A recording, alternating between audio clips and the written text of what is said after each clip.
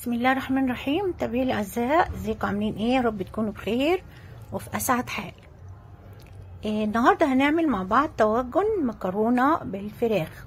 طعمها جميل وما تفرقش كتير عن بتاعت بره، وانضف وارخص وجميله جدا. زي ما شايفين حضراتكم كده، دي الطواجن معايا.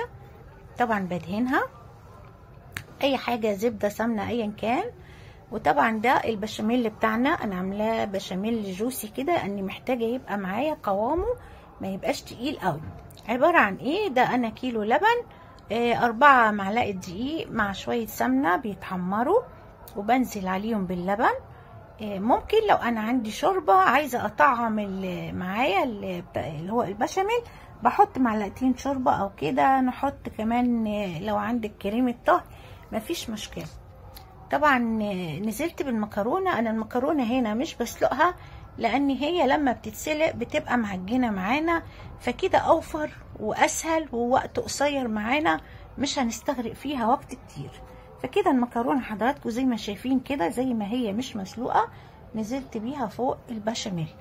كمان معايا خلطه الفراخ. عباره عن ايه ده؟ 2 صدور فراخ قطعتهم كويس بعد ما اتسلقوا، وشوحتهم في بصل وفلفل. كمان تحطي بهاراتك اللي انت حباها، يكون معاها بهارات فراخ بتبقى جميله. فالمهم ان احنا نطعمها ونسويها ونديها طعم. ممكن فلفلايه سبايسي، فلفلايه عادي. طبعا وبقوا معايا بالشكل ده. هنا البشاميل مع المكرونه مع الفراخ اللي انا مظبطاها ومدياها الطعم بتاعها بالشكل الجميل ده. بعد كده طبعا انا يعني كلهم مع بعض كده. طبعا معايا باقي البشاميل الموجود، انا ممكن ازوده كريمه طهي تاني بتديله طعم جميل قوي. طبعا وهنزل بالبشاميل زي ما شايفين حضراتكم كده فوق الطاجن من فوق. هنغطي مساحه الطاجن على اساس ما تبقاش معايا مكرونه يعني زهره ولا حاجه، ويبقوا معايا بالجمال اللي شايفينه حضراتكم ده. طبعا عشان يستوي معايا، لان احنا ما ننساش ان المكرونه مش مسلوقه، فلازم نغطيها باي غطا. لو في طواجن ليها غطا يبقى تمام، لو ما عندكيش غطا هنغطي بالورق الحراري ده، وتدخل الفرن في الرف الاوسط على درجه حراره 200 لحد ما انا احس ان هي استوت تمام. باجي مخرجاها واشيل الورق.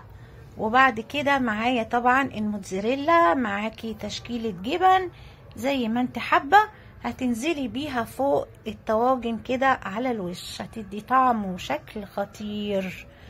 وهي خرجت معايا الحمد لله على السلامة. احلى طاجن واجمد طاجن معايا مكرونة بالفراخ والموتزاريلا.